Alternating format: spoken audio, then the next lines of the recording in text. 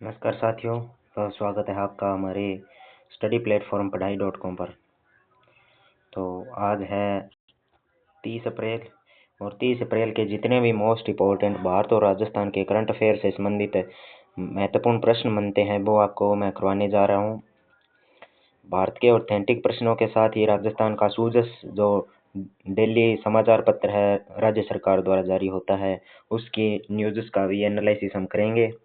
तो बने रहिए हमारे साथ और मात्र 10 मिनट में हम जो भारत और राजस्थान का करंट अफेयर है वो याद करेंगे। तो ये 10 मिनट आपके लिए बहुत इंपॉर्टेंट रहने वाले हैं। तो चलिए शुरुआत करते हैं। आज का पहला प्रश्न,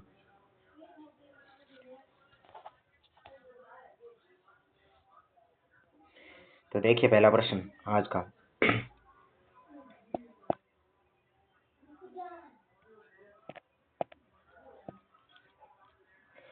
भारत की पहली ट्रांसजेंडर क्रिकेट अंपायर कौन बनी है? तो जो भारत की पहली ट्रांसजेंडर क्रिकेट अंपायर की बात करें तो वो बनी है रितिका श्री।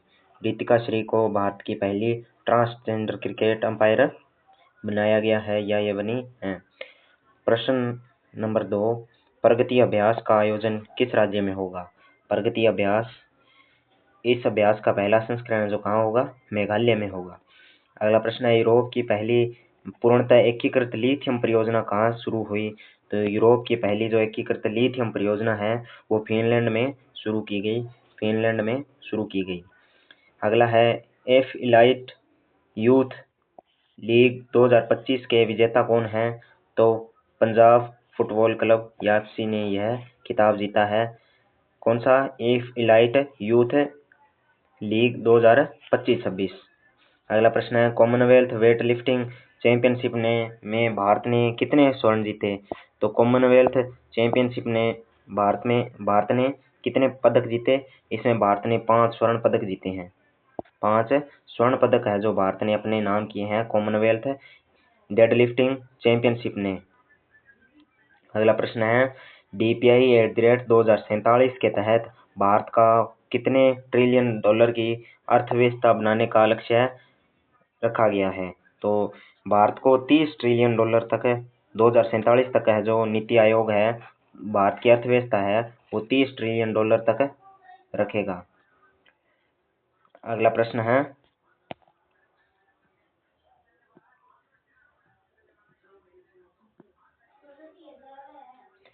राजस्थान का पहला एकीकृत पुनर्चक्रण संयंत्र कहाँ स्थापित हुआ?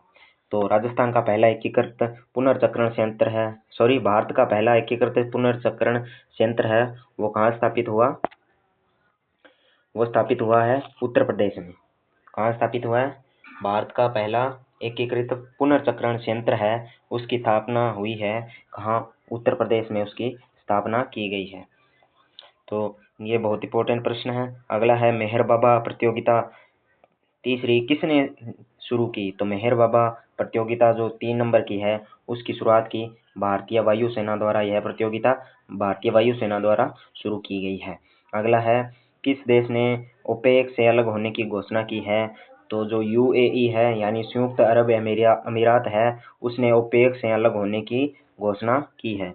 अगला प्रश्न देखिए, सुरज्योत्सना राष्ट्रीय संगीत पुरस्कार 2026 से किसे सम्मानित किया गया? तो सुरज्योत्सना पुरस्कार 2026 है उससे सुमित्रा गुहा को सम्मानित किया गया है। अगला प्रश्न है, अप्रैल 2026 में 5 नए जिलों की घोषणा कहाँ हुई? तो इसकी घोषणा हुई है लद्दाख में। अप्रैल 2026 में 5 नए जिले बनाने की घोषणा की गई है लद्दाख में। अगला प्रश्न है, सेल के मुख्य सतर्कता अधिकारी कौन बने हैं? तो सेल के जो मुख्य सतर्कता अधिकारी है वो बने हैं दिलीप कुमार। दिलीप कुमार को CBO नियुक्त किया गया है। अगला प्रश्न है, आयुष्मान भारत दिवस कब मनाया जाता है? तो इसका जवाब आप सबको कमेंट बॉक्स में देना है कि भी आयुष्मान भारत दिवस कब मनाया जाता है। तो कमेंट में आपको जरूर जवाब देना है इसका। अब करेंगे हम न्यूज़ एनालिसिस।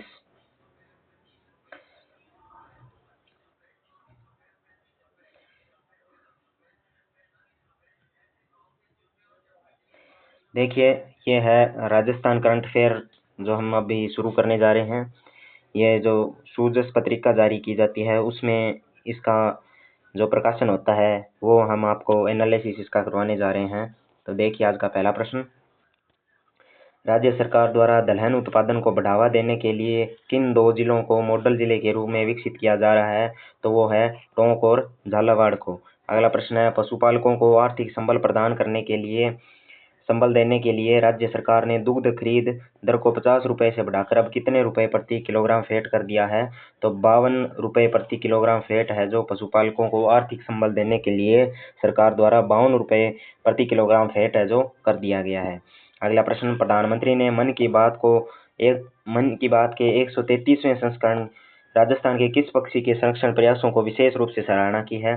तो गोडावण का जो संरक्षण हो रहा है, वर्तमान में जो इसके जो कृत्रिम प्रणाली से जो चूजे निकाले गए हैं और प्राकृतिक रूप से जो चूजे प्राप्त किए गए हैं उनसे इसका कुनवा है क्या दिनों दिन बढ़ रहा है, जिससे इनके संरक्षण को गति मिली है। तो इसकी सराहना हमारे वर्तमान के प्रधानमंत्री मोदी जी द्वारा की गई है। अगला प्रश्न है, हाल ही में अप्रैल 2026 न्याय प्रणाली को सुदृढ़ करने के उद्देश्य से राजस्थान हाई कोर्ट द्वारा कौन सा नया सिस्टम लॉन्च किया गया है? तो जो न्याय प्रणाली है उसको सुदृढ़ करना है, तो इसके लिए सरकार द्वारा यूनिफॉर्म रजिस्ट्रेशन नंबर सिस्टम को तैयार किया गया है।